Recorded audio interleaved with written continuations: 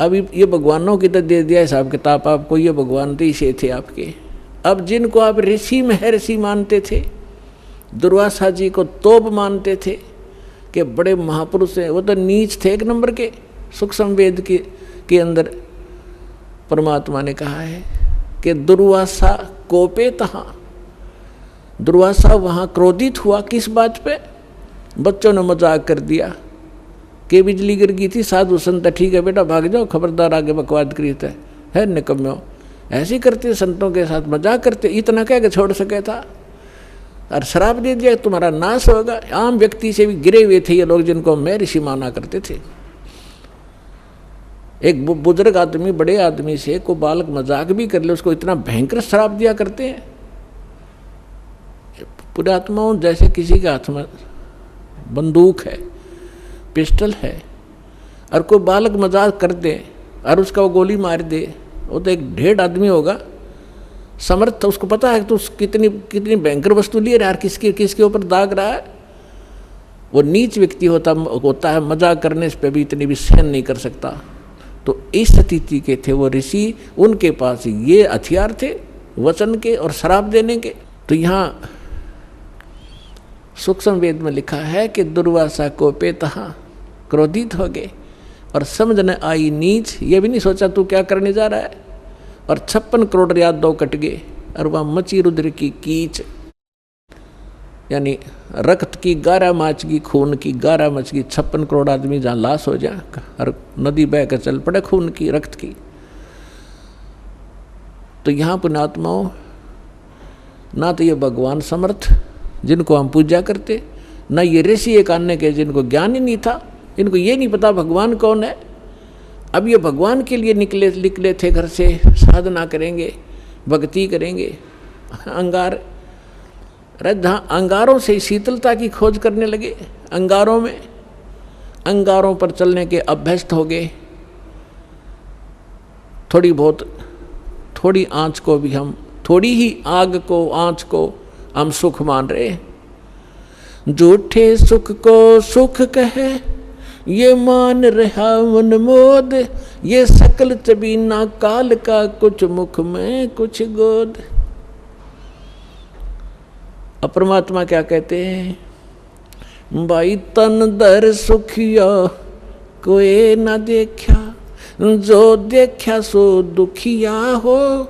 उदय अस्त की बात करे मन, सबका किया विवेका हो, सबका किया विवेका हो। तन दर सुखिया कोई न देखा, जो देखा सो दुखिया हो। उदय अस्त की बात करे मन, सबका किया विवेका हो, सबका किया विवेका हो।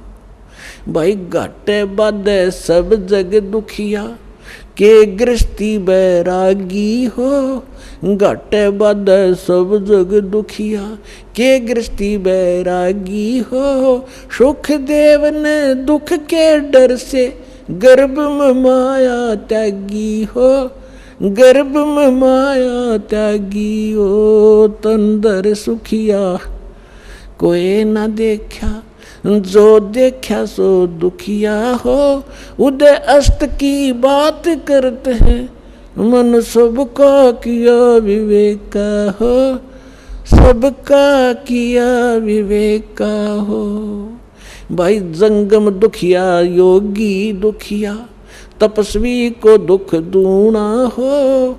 जंगम दुखिया योगी दुखिया, तपस्वी को दुख दूना हो। आशा तृष्णा सब में व्यापे, कोई महल न सुना हो, कोई महल न सुना हो। तन दर सुखिया कोई न देखा, जो देखा सो दुखिया हो। उदय अस्त की बात करते हैं, मन सबको किया विवेका हो, सबका किया विवेका हो। भाई साच कहूँ तो जग न माने, पर झूठ कही न जाई हो। साच कहूँ तो ये जग न माने, पर झूठ कही ना जाई हो। ये ब्रह्मा विष्णु शिव जी दुखिया, जिन ये राह चलाई हो, जिन ये राह चलाई हो। तन दर सुखिया कोई न देखा, जो देखा सो दुखिया हो। उदय अस्त की बात करते हैं, मन सबका किया विवेक का हो, सबका किया विवेक का हो। भाई सूरपति दुखिया भूपति दुखिया, रंक दुखी बपरीती हो। सूरपति दुखिया भूपति दुखिया, रंक दुखी बपरीती हो।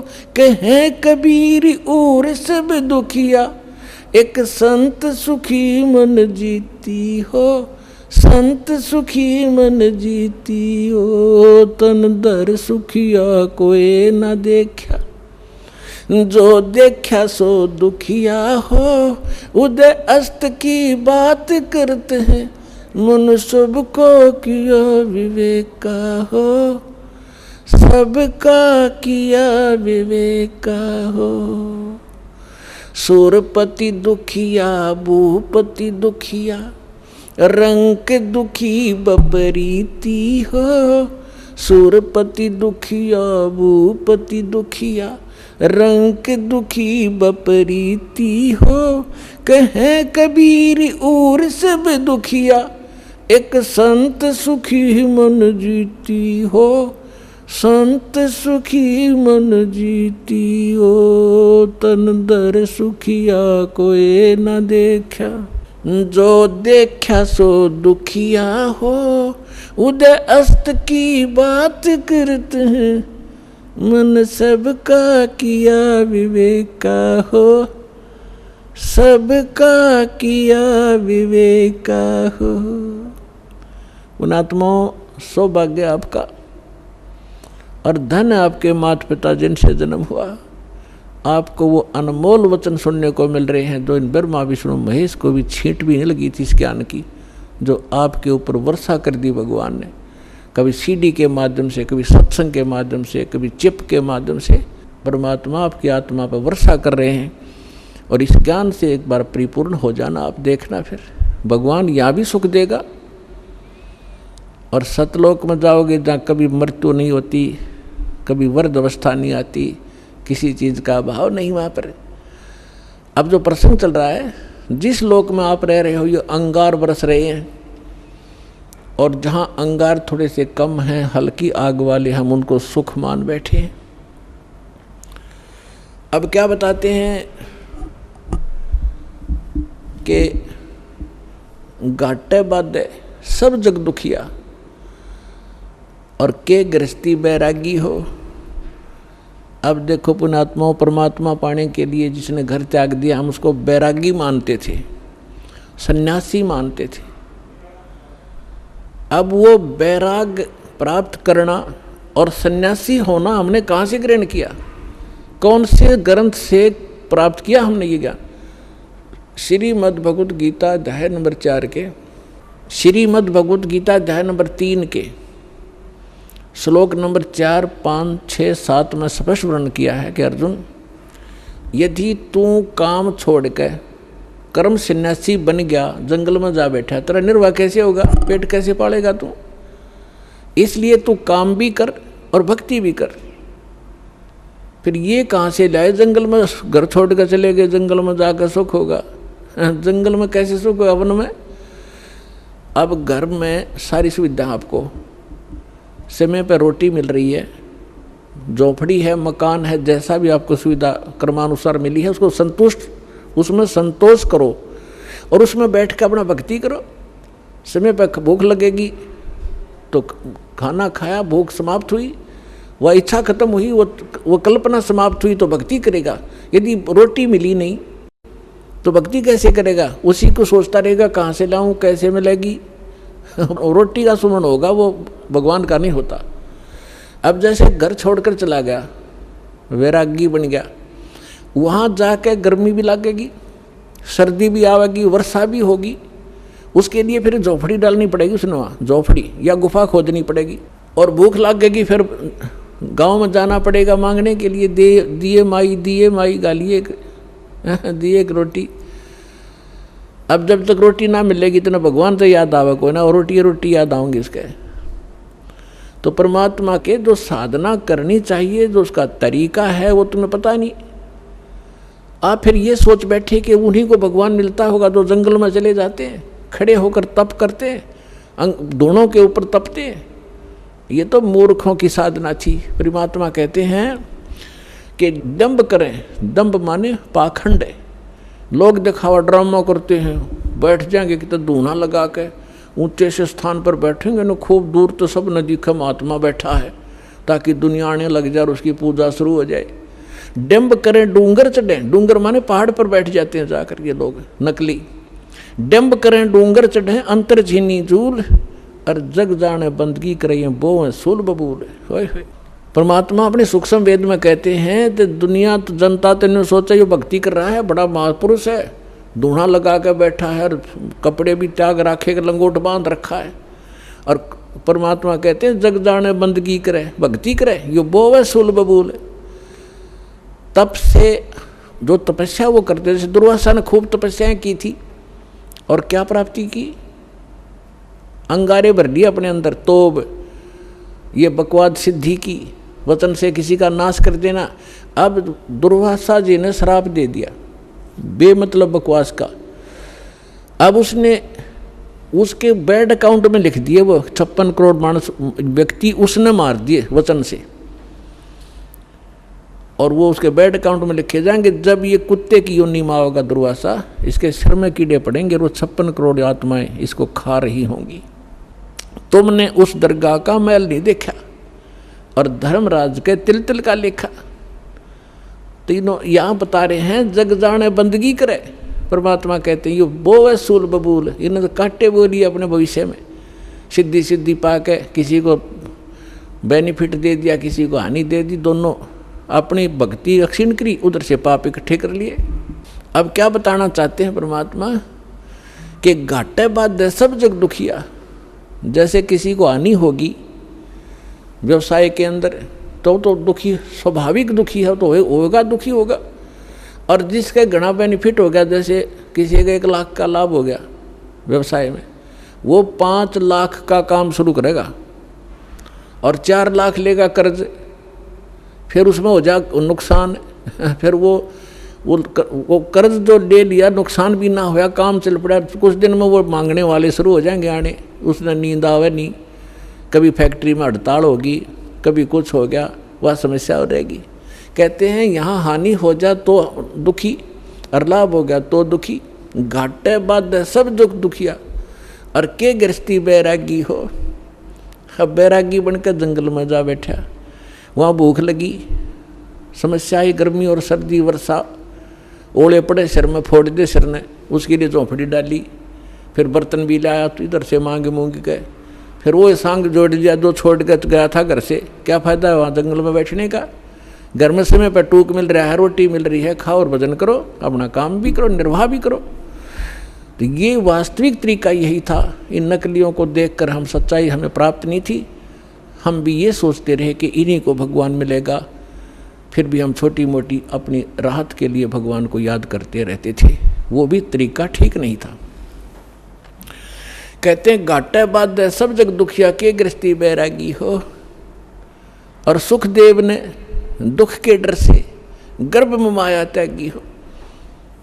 अब माँ के गर्भ में बच्चे को अपना भविष्य का और पूर्व जन्म की सारी याद रहती है कि पिछले जन्म में मैंने क्या क्या गलतियाँ की, इतने मनुष्य जीवन मुझे मिले, मैंने कैसे बर्बाद कर दिए, संत पूरा मिला नहीं, साधना ठीक बनी नहीं, अटपट करके सिद्धियाँ प्राप्त करके अपना जीवन नाश किया, फिर 84 लाख योनियाँ भोगी मैंने। वो सारी इतिहास देखता रहता, पिछली बैकग्राउंड ट्रेलर चलता रहता है इसके आगे, अगला जीवन भी उसको दिखाई देता है कि इसमें मेरे साथ क्या बनेगी।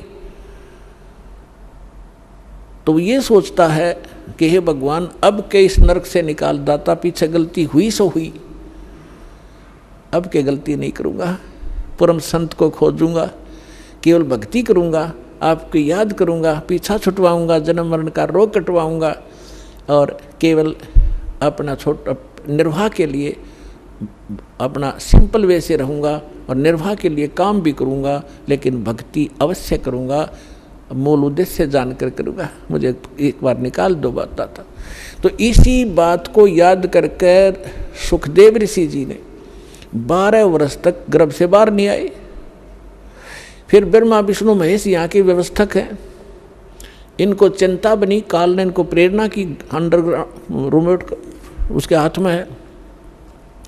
इन्होंने मीटिंग की कि भी एक सुखदेव नाम के एक ऋषि हैं, एक बच्चा है गर्भ से बाहर नहीं आ रहा है, 12 वर्ष हो गए, ऐसे अगर ये मर्यादा हमारी खराब होगी तो बहनें 12-12 वर्ष तक बच्चों को गर्भ में रखने लगेंगी तो माँ दुखी हो जाएंगी। बच्चा तो 9 महीने मुश्किल से हो जाता है इन बहनों को, माताओं को गर्भ में रखना।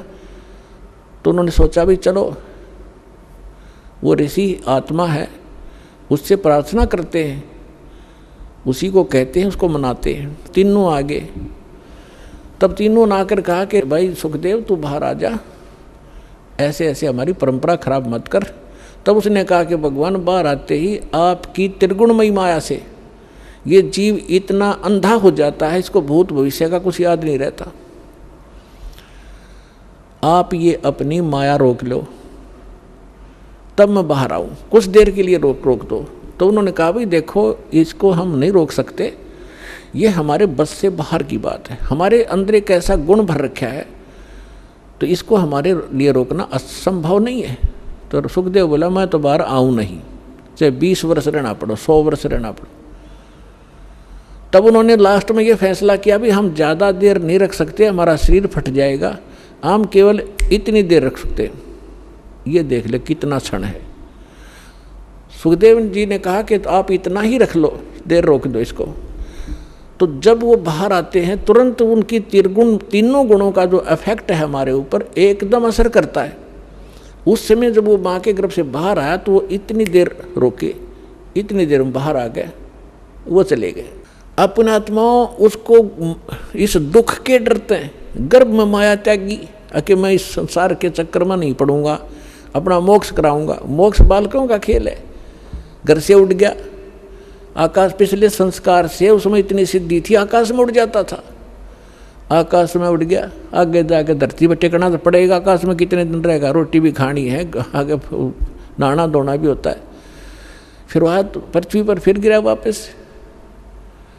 कहने का भाव ये है कि फिर इस पिछले पूर्व जन्म के भक्ति शक्ति से कुछ सिद्धियाँ आ जाती हैं और उन सिद्धियों से हम ये मान बैठते हैं कि ये बड़ा महापुरुष है।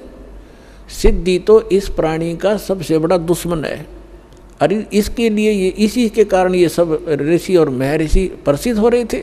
आप सुन रहे थे जगत गुरु तत्वदर्शी संत रामपाल जी महाराज जी के मंगल प्रवचन। अधिक जानकारी के लिए विजिट कीजिए हमारी वेबसाइट www.jagatgururampalji.org। संत रामपाल जी महाराज जी के शुभ आशीर्वाद से पूरे विश्व भर में 500 से भी ज्यादा नाम दीक्षा केंद्र हैं, जिन पर संत रामपाल जी महाराज जी द्वारा ऑनलाइन निशुल्क नाम दीक्षा दी जा रही है। अपने नजदीकी नाम दीक्षा केंद्र का पता करने के लिए संपर्क करें 8222880541।